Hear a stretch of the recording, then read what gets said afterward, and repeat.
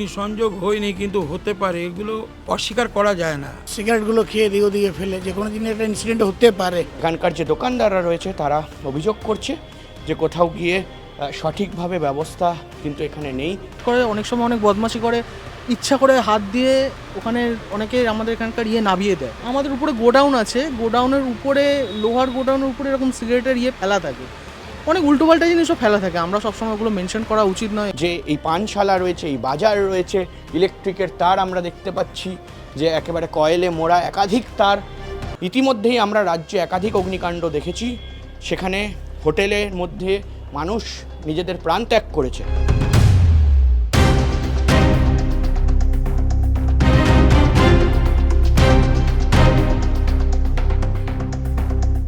8-9 বছর আগে আগুন লেগেছিল, তা আমরাই নিভিয়েছিলাম। অবশ্যই সবথেকে বড় যে বিষয়, যে এই এলাকা মুখ্যমন্ত্রী শুভেন্দু অধিকারীর এলাকা, অর্থাৎ ভবানীপুর কেন্দ্রের অন্তর্গত।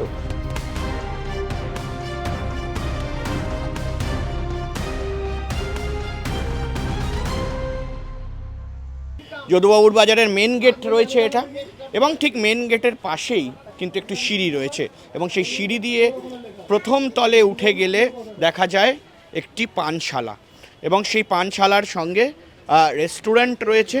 কিন্তু সেটার অবস্থা কি, অবস্থাটা কতটা সুযোগ সুবিধার দেওয়ার মতো? কারণ এই মুহূর্তে দাঁড়িয়ে বিভিন্ন জায়গায় অগ্নি নির্বাপন ব্যবস্থা নিয়ে প্রশ্ন উঠতে শুরু করেছে, এবং তার পাশাপাশি প্রশ্ন উঠছে যে বিভিন্ন হোটেলে অনেকেই অগ্নি সংযোগ হয়ে তাদের মৃত্যু হচ্ছে। কিন্তু এখানেও একটি পানশালা রয়েছে, রেস্টুরেন্ট রয়েছে, এবং তার পাশাপাশি গোটা বাজার রয়েছে। কেমন অবস্থা, ঠিক কেমন অবস্থা সেটা দেখতেই আমরা ভেতরে যাব। এবং এই যে যদুবাবুর বাজারের গেটের পাশে যে গেট, সেই গেটের পাশেই কিন্তু এই পানশালার দরজা বা মেন গেট, এবং সেখানের অবস্থা আমরা দেখাচ্ছি যে হাজার একটা মিটার বক্স, এবং তার পাশাপাশি কিন্তু এখানে রয়েছে বিভিন্ন দোকানের যে এমসিবি, সেই এমসিবির একেবারে সার্কিট বক্স। অর্থাৎ স্পষ্টত এখানে আমরা দেখতে পাচ্ছি যে এই যে যদুবাবুর বাজার রয়েছে, সেই যদুবাবুর বাজারে যে এতগুলো দোকান রয়েছে, সেই দোকান এবং গোডাউন এবং বিভিন্ন যে একেবারে ব্যবস্থা রয়েছে, সেই ব্যবস্থার যে ইলেকট্রিক সাপ্লাই, সেই ইলেকট্রিক সাপ্লাই বা মিটার বক্স এখান থেকে যায়, এবং ঠিক তারের কি কন্ডিশন, ফাইবারগুলির কি কন্ডিশন সেটা আমরা দেখাচ্ছি। এবং ঠিক এটার পাশেই কিন্তু রয়েছে একটি পানশালা। এখানকার যে দোকানদাররা রয়েছে তারা অভিযোগ করছে যে কোথাও গিয়ে সঠিকভাবে ব্যবস্থা কিন্তু এখানে নেই, এবং অবশ্যই ওপরে অনেকে থাকেন, এবং বিভিন্ন যে গোডাউন, সেই গোডাউন রয়েছে। অর্থাৎ সে জায়গায় দাঁড়িয়ে এই মুহূর্তে কতটা, কারণ ইতিমধ্যেই আমরা রাজ্যে একাধিক অগ্নিকাণ্ড দেখেছি, সেখানে হোটেলের মধ্যে মানুষ নিজেদের প্রাণ ত্যাগ করেছে।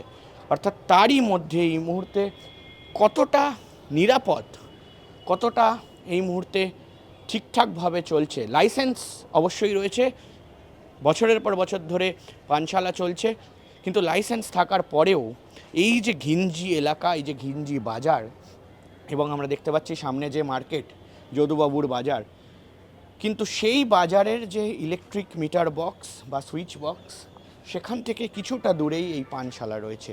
অর্থাৎ এই পানশালা থাকা এবং তার পাশাপাশি বিভিন্ন মানুষের আসা যাওয়া, কোথাও গিয়ে এই যে মিটার বক্স, সুইচ বক্স রয়েছে, সেটার পরিবর্তন হওয়া কি দরকার?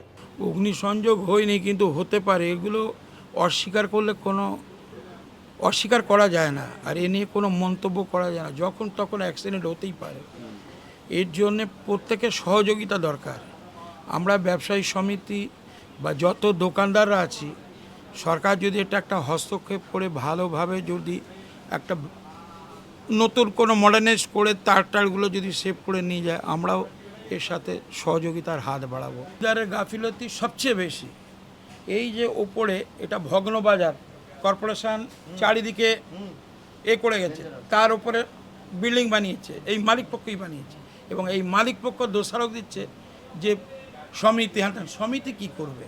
সমিতি বাজারে চাঁদাপত্র তোলে, এখানে একটা পুজো হয়, বাইরের লোক যাতে ঝুট ঝামেলা না করে সমিতি সেই চাঁদাটা মেটায়। সমিতি জমিদারের অংশে কি করে সমিতি পৌঁছায়, কিন্তু ম্যাক্সিমাম দোষ বলবো জমিদার বাবুদের আছে, ওদের গাফিলতিতেই আজ এটা হচ্ছে। আর ওদের ইনকামও খুব কম বাজার থেকে, এটাও ঠিক। এটা রিসেন্টলি তৈরি হয়েছে, আপনার 1-2 বছর হলো একটু রিপেয়ার হয়েছে। আগে এর চেয়ে অবস্থা আরও খারাপ ছিল। তৈরি হয়েছে, ঠিকঠাক তো চলছে, কোনো অবধি কোনো প্রবলেম কিছু হয়নি।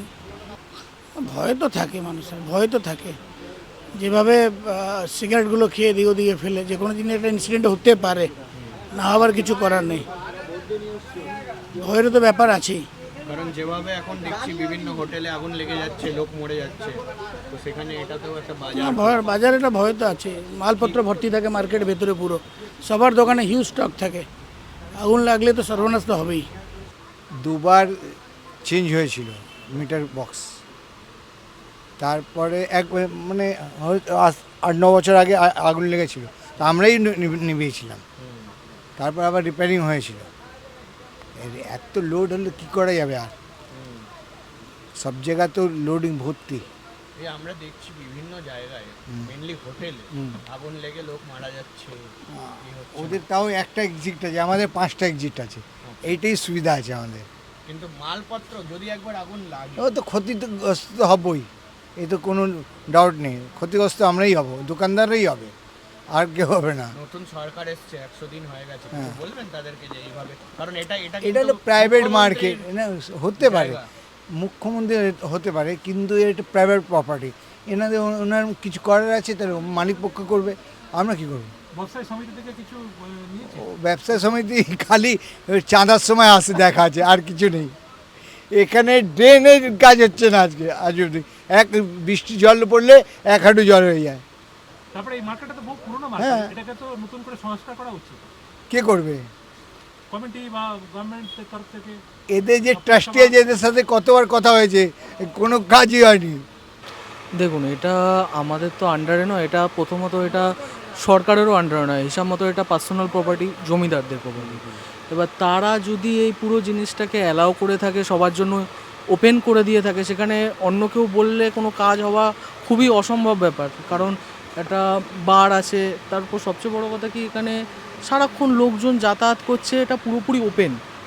আর হিসাব মতো কি, এদের যারা যাতায়াত করে অনেক সময় অনেক বদমাশি করে, ইচ্ছা করে হাত দিয়ে ওখানে অনেকে আমাদের এখানকার নাবিয়ে দেয়, মানে কারেন্ট অফ করে দেয়, এখান থেকে ওপর থেকে সুইচ নামিয়ে দিচ্ছে। এই বদমাশিগুলো হয়। এই আমাদের উপরে গোডাউন আছে, গোডাউনের উপরে, লোহার গোডাউনের উপরে এরকম সিগারেটের ফেলা থাকে, অনেক উল্টোপাল্টা জিনিসও ফেলা থাকে। আমরা সবসময় ওগুলো মেনশন করা উচিত নয় এগুলো সব জায়গায়, বাট এরকম ফেলা থাকে। আমরা অনেক সময় বলেওছি, কিন্তু সেরকম কোনো সলিউশন পাইনি। আর সত্যি কথা বলতে কি, এটা পার্সোনাল প্রপার্টি হওয়ার দরুন এখানে অনেক অসুবিধা আছে। এই যোগুবাজার বা যোগুবাবুর বাজার হলো আপনার, ধরুন, কলকাতার one of the best market, এবং সেই মার্কেটের একটা স্বচ্ছতা থাকা, বা এটার যোগবাজারের মেন গেট, এই মেন গেট থাকা সত্ত্বেও এই মেন গেটের কোনো ইন্ডিকেশন নেই যে এটা মেন গেট। এই পুরো বাজারে একটা প্রপার খাওয়ার জলের ব্যবস্থা নেই, না দোকানদারদের জন্য। আমরা তো দোকানদারি অনেক বছর ধরে করে আছি, আমাদের জন্য তো ব্যবস্থা নেই। যারা ক্রেতারা আসছে তাদের জন্য কোনো পরিষেবা সেরকম কিছু নেই।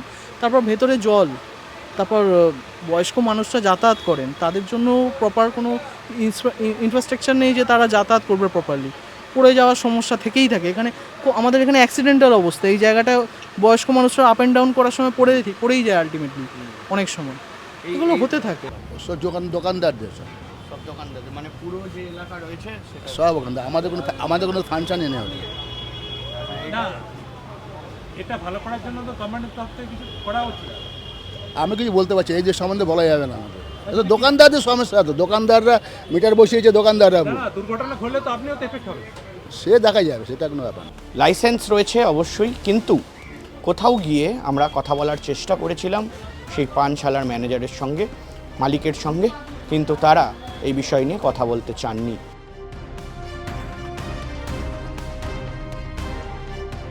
যে এই এলাকা মুখ্যমন্ত্রী শুভেন্দু অধিকারীর এলাকা, অর্থাৎ ভবানীপুর কেন্দ্রের অন্তর্গত, অর্থাৎ সেই ভবানীপুর কেন্দ্রের অন্তর্গত জায়গায় এই মুহূর্তে প্রশ্ন উঠছে যে এই পানশালা রয়েছে, এই বাজার রয়েছে, ইলেকট্রিকের তার আমরা দেখতে পাচ্ছি যে একেবারে কয়েলে মোড়া একাধিক তার, এবং সেখানে গোডাউন রয়েছে। শোনা যাচ্ছে যে দাবি করছে দোকানদাররা যে ঠিক 7-8 বছর আগে এই এলাকায় বা এই জায়গায় যদুবাবুর বাজারে অগ্নিসংযোগ ঘটে, এবং অগ্নিসংযোগ ঘটার সঙ্গে সঙ্গে একাধিক মানুষের জিনিসপত্র গোডাউনে নষ্ট হয়ে যায়। অর্থাৎ আগামী দিনে কি এটার একটা বলা যায় যে প্রতিক্রিয়া বা এটার একটা কোথাও গিয়ে প্রতিকার সেটা কি হবে, সেদিকেই কিন্তু আমাদের নজর থাকবে। কিন্তু আমরা আজ তাক বাংলা আজকে ঘুরে দেখলাম যে ঠিক কী অবস্থা যদুবাবুর বাজার এবং তার সংলগ্ন পানশালার। ক্যামেরায় তাপস বাইরির সঙ্গে অনির্বাণ সিংহ রায়, আজ তাক বাংলা, কলকাতা।